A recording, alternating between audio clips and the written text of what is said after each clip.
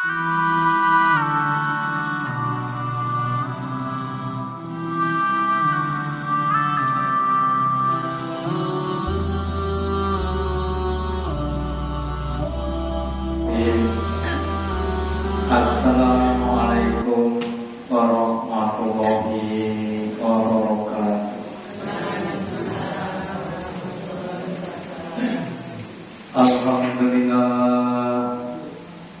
Alhamdulillahilladzi an'amana bi nikmatil imani wal islam. Asyhadu an la ilaha illallah wahdahu la syarika lah wa asyhadu anna Muhammadan abduhu wa rasuluhu la nabiyya wa la rasula ba'da. Allahumma shalli ala Muhammad wa ala ali Muhammad kama shallaita ala ali Ibrahim innaka Hamidum Majid. Wa barik ala Muhammad wa ala ali Muhammad kama barakta ala ali Ibrahim innaka Hamidum Majid. Qala Allahu ta'ala fi kitabihil karim. A'udzu billahi minasy syaithanir rajim.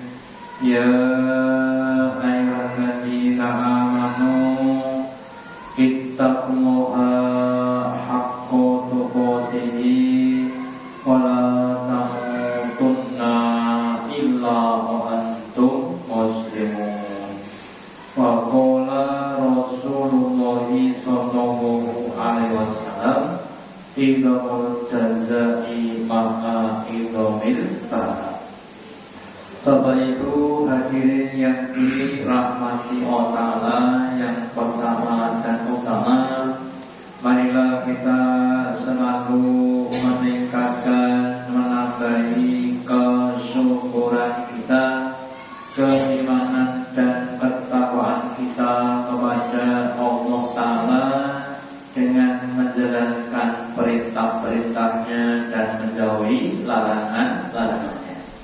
Meskipun banyak halangan, gangguan, rintangan, dan cobaan, kita harus semakin yakin bahwa Nabi telah bersabda, idamul jazai ma'a idamil bala, yang artinya besarnya pahala itu sesuai dengan besarnya ujian, halangan atau rintangan. Semakin besar, semakin berat ujian yang menghadang kita, maka pahala yang akan kita perdapatkan akan semakin besarnya. Jangan sampai ujian itu kemudian menjadikan kita tidak beribadah pada Allah. Bapak Ibu hadirin yang dirahmati Allah, pada kesempatan malam hari ini saya akan mengingatkan kepada kita tentang tugas hidup di dunia adalah untuk ibadah. Bahwa Allah Ta'ala dan Yang Maha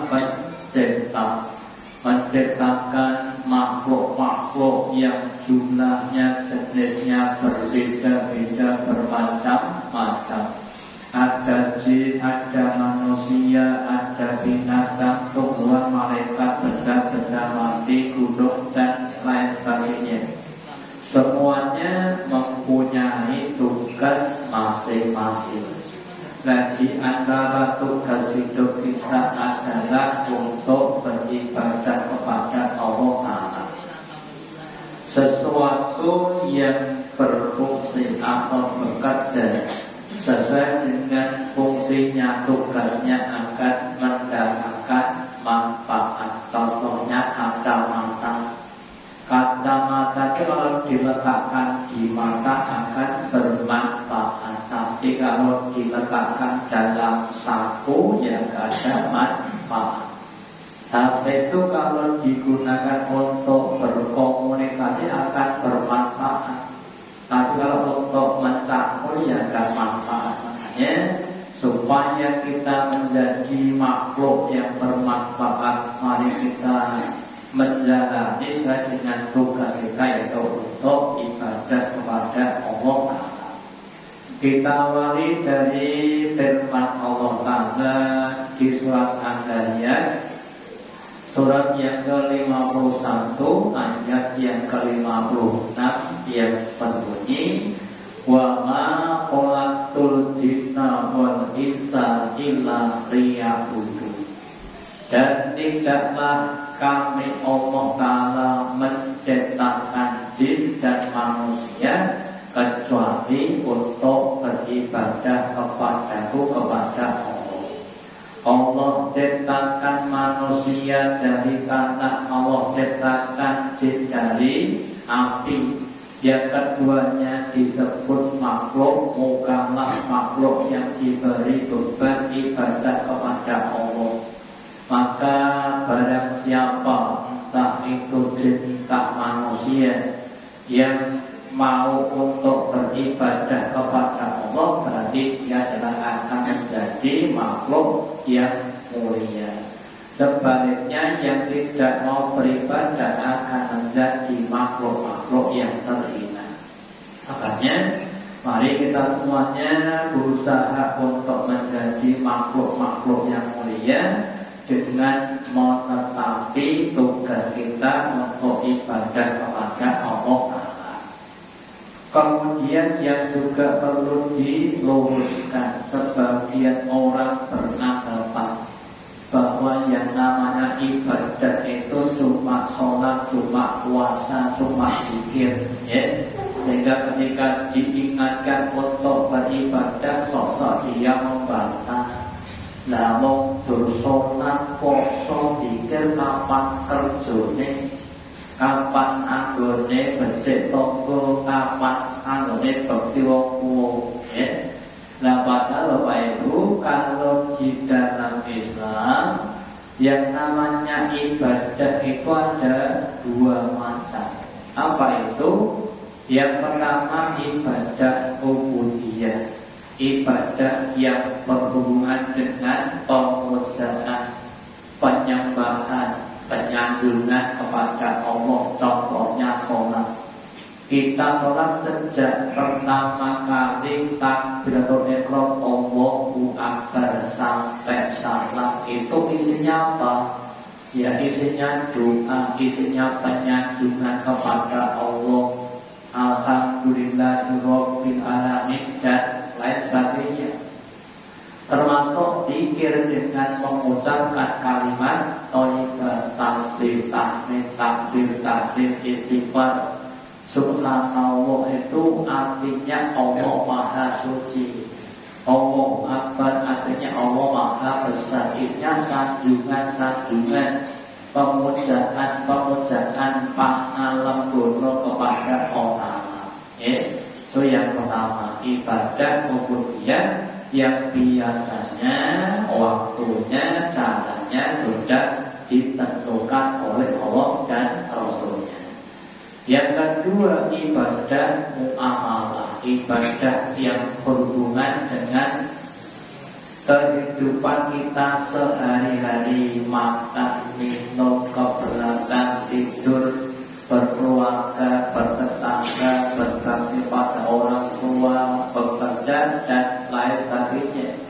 Yang itu yang mungkin paling banyak kita lakukan. Lalu kadang-kadang orang tidak menyangka bahwa itu termasuk ibadah. Makanya kalau kita sebagai orang beriman, segala aktivitas kita 24 jam sehari semalam harus bernilai ibadah. Nah kemudian apa bedanya ibadah dengan kebiasaan kita? Contohnya, kalau kita pagi hari mandi, kita gosok gigi. Gosok gigi itu ibadah apa bukan? Kita makan, kita minum, ibadah apa bukan? Nah kemudian dijelaskan al-farqu bainal adah wa ibadah aniyah.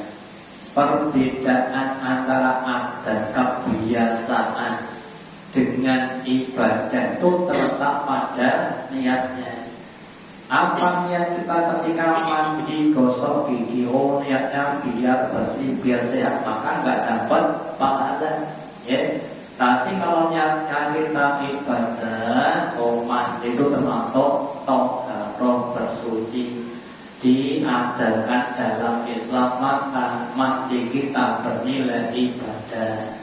Oh, makan itu ada syariatnya, diperintahkan makan yang halal, makan yang toyib, tidak berlebihan, maka kita ibadah. Makanya mari semuanya, semua aktivitas kita, entah yang berhubungan dengan ubudiyah atau amalan, harus kita niyati dengan niat ibadah supaya mendapatkan pahala di sisi Allah Ta'ala. Kemudian ibadah itu harus dengan ikhlas.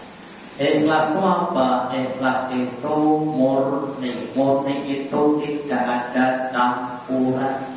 Madu murni artinya ya madu semuanya, enggak dicampur gula batu, enggak dicampur yang lainnya, ya, namanya madu murni. Nah, ibadah yang ikhlas itu ibadah yang semuanya ditujukan untuk mendapatkan balasan dari Allah, untuk meridhokan Allah. Tidak ada sedikit pun campuran niatan-niatan untuk mendapatkan balasan dari selain Allah. Tidak kepengen dilem manusia, tidak kepengen diparingi beras, tidak kepengen diparingi duit, tapi semuanya untuk Allah Ta'ala. Maka di surat Al-Bayyinah, surat yang ke-98, ayat yang kelima, Allah berfirman, wa ma umiru illa liya'budullaha mukhlishina lahu-d-din. Dan tidaklah mereka diperintah, hidup ini tidak diperintah illa liya'budullaha, kecuali untuk ibadah kepada Allah mukhlishina lahu-d-din, dalam keadaan orang-orang yang ikhlas, orang-orang yang memurnikan niatannya dan kaifiat tata ibadahnya hanya untuk Allah Ta'ala, tidak untuk yang lain. Hunafaa yang condong pada Allah, condong pada kebaikan. Wa yaqimus sholata, dan salah satu ibadah makhluknya adalah menegakkan sholat. Wa yutuz zakatan, dan juga membayar zakat. Wa dzalika dinul qayyimah, dan itulah agama yang tegak, agama yang lurus, agama yang kalau kita jalani akan menjadikan kita sampai masuk surganya Allah Ta'ala.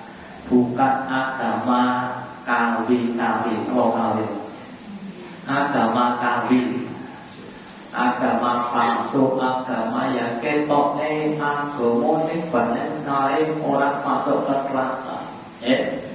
Nah, jadi kalau kita ingin mendapatkan agama yang lurus, yang dapat menyampaikan kita ke dalam jannahnya Allah, maka kita harus mau beribadah hanya kepada Allah Ta'ala.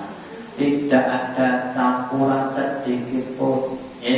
Ada susu sebelangan, terus dikasih nila setitik, akan jadi apa? Karena nila setitik rusak susu sebelangan, karena tidak niat ikhlas sedikit akan menghancurkan amal selama-lamanya. Kita harus meniatkan dengan ikhlas.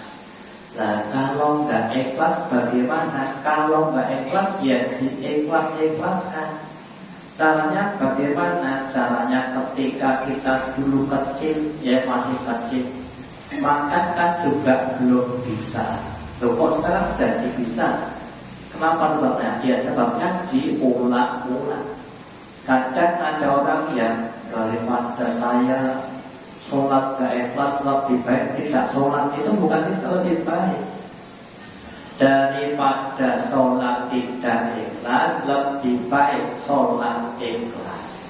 Ya. Daripada infak tidak ikhlas lebih baik infak ikhlas. Kalau gak infak, ya gak akan bakal ikhlas. Ya, makanya seandainya kita masih tergoda setan sehingga tidak ikhlas, tetap dilakukan amal yang dilakukan. Terus sambil diperbaiki niatan-niatannya, karena orang yang dia beribadah tidak ikhlas itu yang salah niatnya, bukan amalannya. Maka yang diperbaiki apanya? Niatnya, bukan dihilangkan amalnya. Terus kemudian kita diberi contoh Allah tentang orang yang ikhlas. Siapa dia? Dia adalah sang Khalilullah Nabi Ibrahim alaihissalam, yang sudah ditetapkan sebagai imaman linnas, menjadi pimpinan manusia dalam hal beribadah. Allah katakan kepada Ibrahim, Qul wahai Ibrahim, katakanlah, ucapkanlah, proklamirkanlah, inna sholati, sesungguhnya sholatku, wa nusuki, dan ibadah nusuk, ibadah penyembelihan, akikah, kurban dan lain sebagainya, wa mahyaya, dan hidupku, wa mamati, dan matiku, lillahi rabbil alamin, hanya untuk Allah. Yang Allah adalah Rob, memelihara segala alam jin, alam manusia, alam binatang, alam dunia sampai alam akhirat. Jadi kalau kita mempersembahkan semua ibadah hidup kita kepada Allah, Allah akan mengganjar, membayar, memberikan balasan yang lebih baik dibanding dengan yang lainnya. Contoh. Kalau ada orang yang bekerja sehari 8 jam, gajinya 1 juta, kira-kira rindu kan? Rindu. Kalau seandainya kali 3, 24 jam kerja terus, belanja 10 juta, 10, rindu kan? Rindu. Kenapa banyak? Nah, kita tuh di kontrak Allah, kerja kita 24 jam.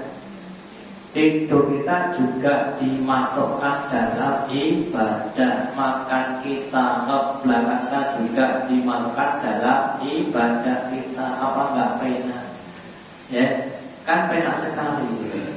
Dan pahalanya lebih besar dibanding dengan yang lainnya.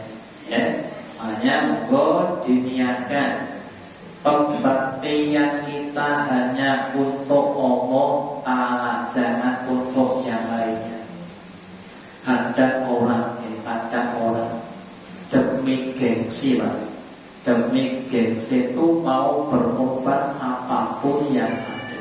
Ya, contohnya apa? Contohnya boleh, kalau mau jagung itu kira-kira kebanyakan orang pakai pakaian seadanya, apa yang terbaik? Kalau dulu kadang-kadang ya zaman tahun 70, 80, mau jagung tuh pesalon dulu, gelungan dulu, ya. Nah, itu kenapa? Demi gengsi, ya. Pakai mas-masan, pakai perhiasan, ya. Gelang kalung kira-kira harganya berapa? Ya, apa cukup 5.000? Bukan. Itu untuk apa? Gengsi, ya. Awalnya yang pakai mobil mewah, ya, dan sebagainya, terkata gengsi. Itu saja banyak orang yang mau, apalagi untuk kita di hadapan Allah yang insya Allah akan lebih mulia dibanding dengan yang sekali lagi, marilah kita berusaha untuk membaktikan semuanya untuk Allah. Kemudian ibadah yang sempurna. Kalau orang jual beli itu transaksi antara penjual dengan pembeli. Terus ada kalimat ono rego ono rupo. Ya, contohnya apa? Jual beli HP. Ada HP yang harganya 1 juta, ada yang 2 juta, ada yang 5 juta, ada yang 10 juta. Soto ada yang harganya 4.000, ente sing regane 10.000, ente sing regane 20.000.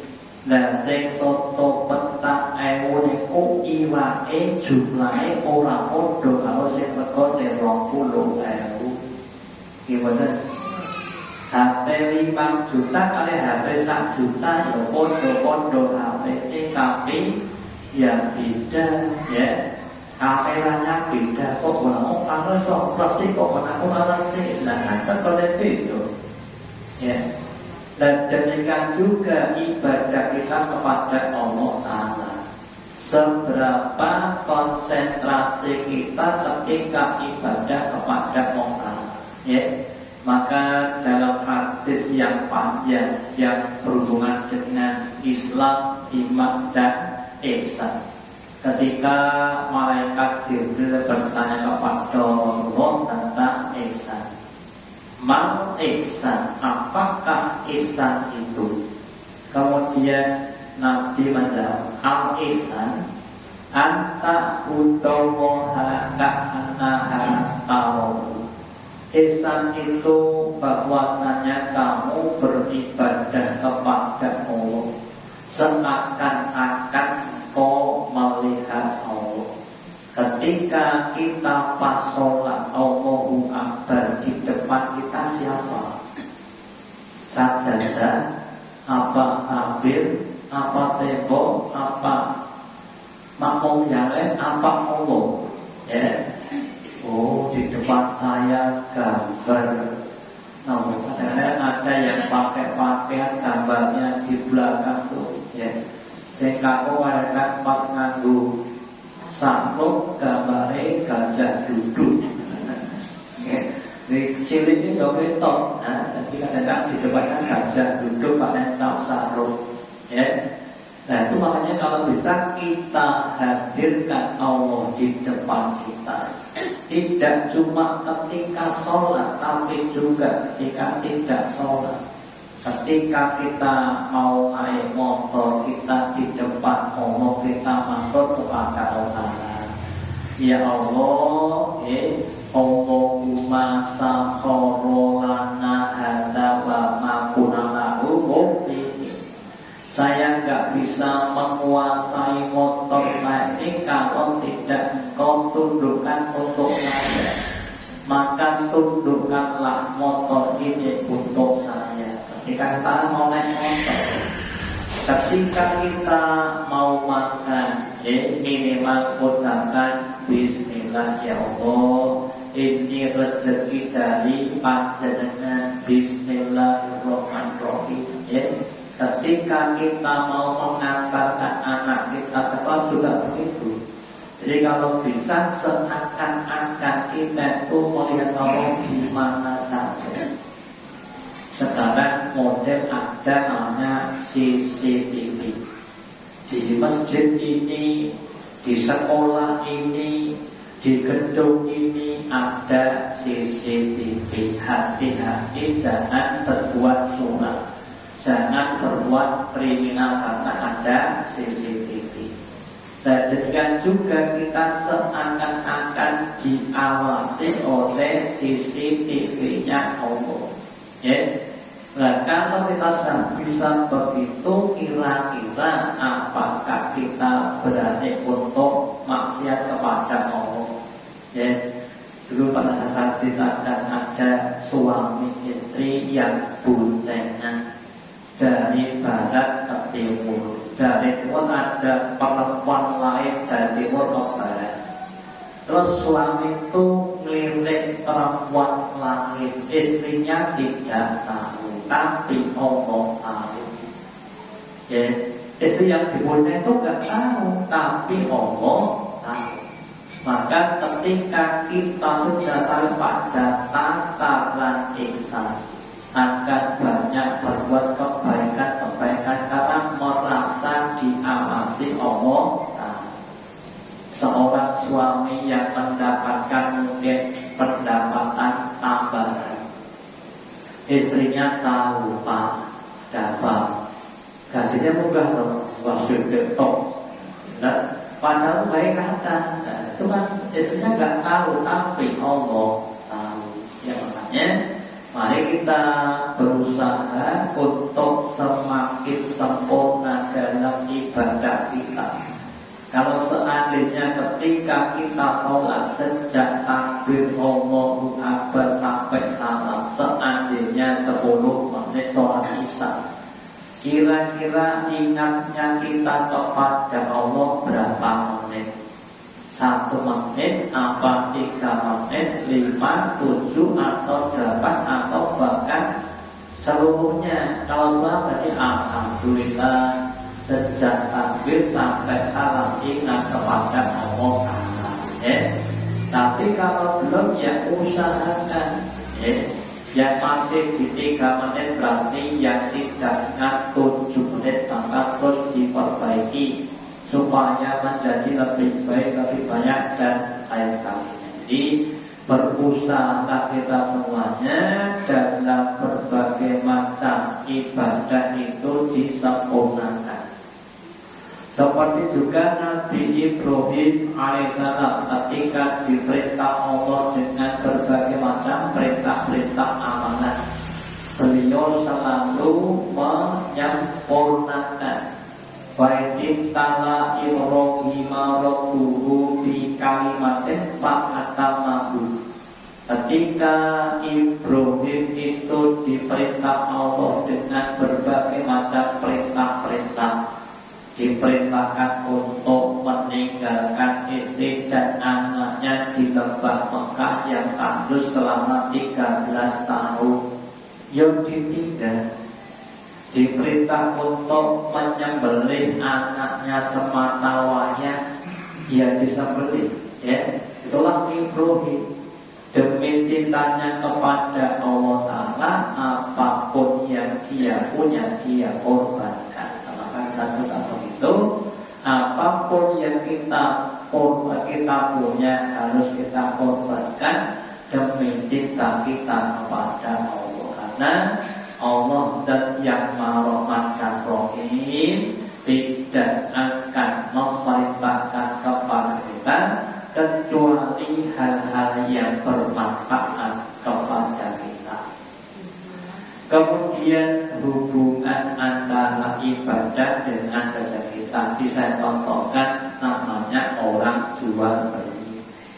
Kalau penjual itu punya kewajiban apa? Kewajibannya menyerahkan barang. Nah, wajibnya pembeli membayar harga barang. Kalau orang jualan sudah dibeli terus barangnya ditahan, itu namanya orang yang tidak jual. Sehingga juga begitu Allah perintahkan kita untuk apa? Untuk ibadah. Allah tanggung jawab. Kalau kita ibadah perusahaan, kalau sudah merekrut pegawai pekerja terus dipekerjakan, dia akan tanggung jawab untuk memberi gaji dan upah. Dan demikian juga Allah tanggung jawab untuk memberikan rezeki kepada hambanya.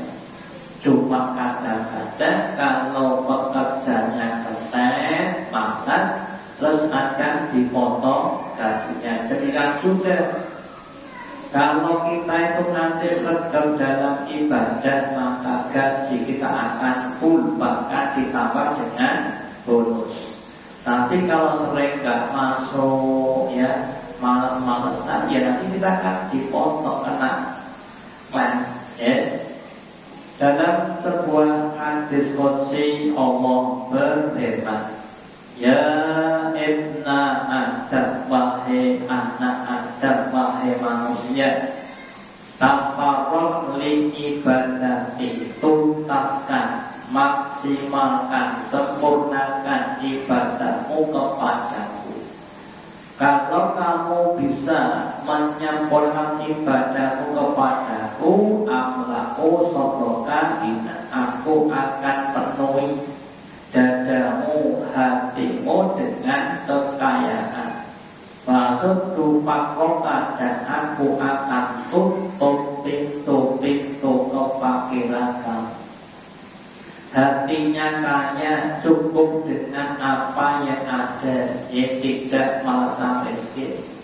Bahasa Jawanya itu orang ngelekes. Apa ngelekes? Apa sebetulnya ngelekes? Orang ngelekes, cukup dengan apa yang ada. Itu kalau kita menyempurnakan ibadah kita. Wa illa, dan jika tidak ta'al engkau berbuat seperti itu, ibadahmu tidak sempurna, banyak kurangnya, banyak berlengnya, malah tu yadaka sudah akan aku penuhi tanganmu dengan perbuatan yang sia-sia.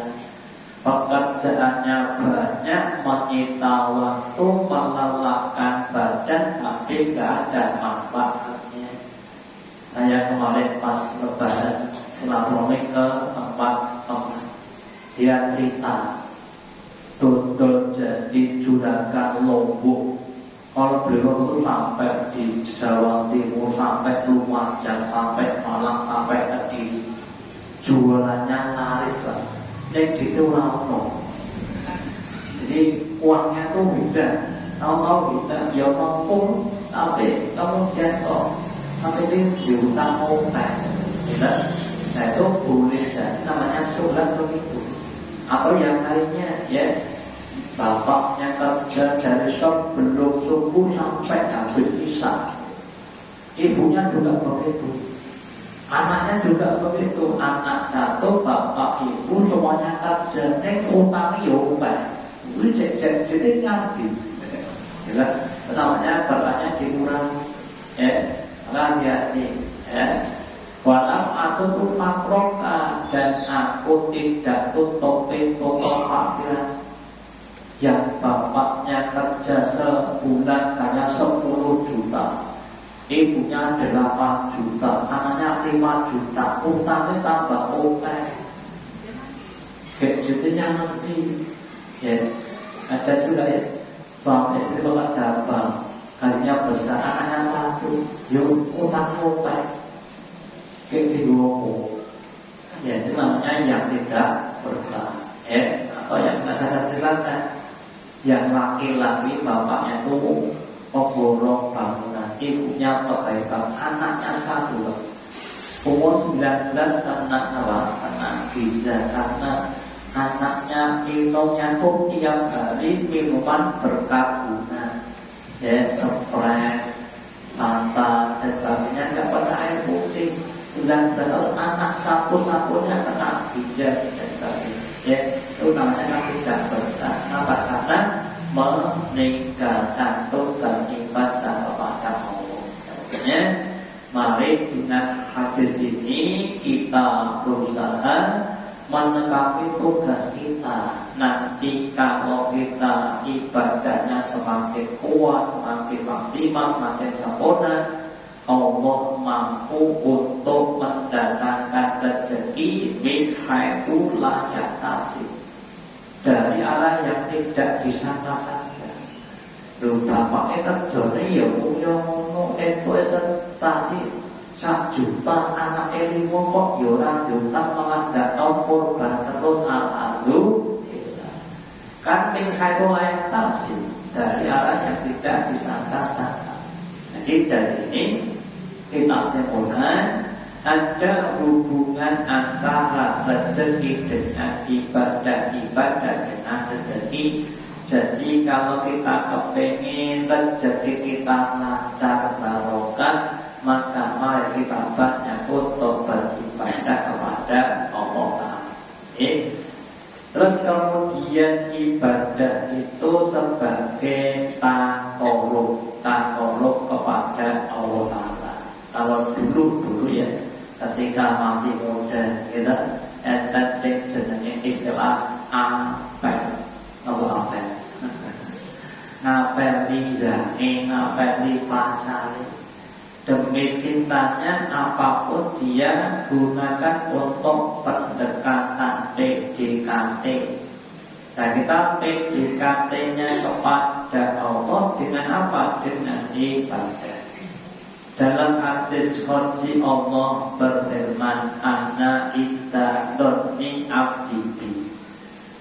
Sesungguhnya aku Allah itu berada pada sangkaan hambaku kepadaku. Makanya kita harus husnudon, berbaik sangka kepada Allah supaya Allah baik kepada kita. Wa ana ma'udah dan aku selalu bersama hambaku ketika hambaku ingat kepadaku. Jadi semakin banyak kita zikir ingat kepada Allah, Allah banyak bersama kita, setannya lupa. Tapi kalau kita tidak banyak zikir, Allah tidak banyak ingat kita, maka kita dekat dengan setan. Fa'idlah kalmi finasihi dan tentu finasi. Jika hambaku ingat kepadaku dalam hatinya, jiwanya, maka aku ingat kepada aku di dalam jiwaku, diriku. Wa inda kanfi malahi dan aku fil malahi. Dan jika hambaku ingat kepadaku di dalam semua hal, pagi, siang, sore, malam, kalau ingat kepada Allah, maka Allah juga ingat kepada dalam semua keadaan. Wa in taqarraba ilayya bisibri, dan jika hambaku mendekat kepadaku dengan satu bilang, taqarrabtu ilahi diwan aku akan dekati hambaku dengan satu bilang sekian ini. Wa in taqarraba ilayya birohan, dan jika hambaku mendekat kepada satu bilang, taqarrabtu ilahi bahkan aku mendekat dia satu bagian ini. Sekian ini. Wa in atani yamsi, dan jika hambaku dekat kepadaku dengan berjalan, aku harap aku datang dia dengan berlari. Jadi prinsipnya Allah akan merespon, membalas kita dengan lebih baik. Kalau kita seandainya amalnya cuma amal wajib, sekian itu umumnya amal wajib. Sholatnya ya sholat wajib, kok nggak pakai sunnah, cuma sholat 5 waktu, puasa cuma Ramadan tok. Terus Allah datangi dengan kita dengan rezeki wajib. Rezeki wajib ini Allah rezeki sing pas-pasan. Terus kita tambah dengan amal-amal sunnah. Allah datangnya dengan rezeki yang sunnah ditambahi. Terus kita mencari atau melakukan ibadah yang fadilah, yang utama, maka Allah juga akan berikan pada kita rezeki-rezeki yang utama. Jumlahnya banyak, barokah, didapat dengan hormat, kemudian bisa menjadikan maslahat. Jadi simpulannya, kalau seorang hamba itu semakin mendekatkan diri kepada Allah dengan ibadah-ibadahnya, maka Allah semakin mendekati hambanya dengan rezeki-rezekinya. Baik rezeki ketika masih di dunia maupun besok di akhirat. Lah sebaliknya, kalau seorang hamba semakin meninggalkan Allah, maka Allah akan semakin meninggalkan hambanya. Kalau kita ditinggal Allah, kira-kira yang datang kepada kita siapa?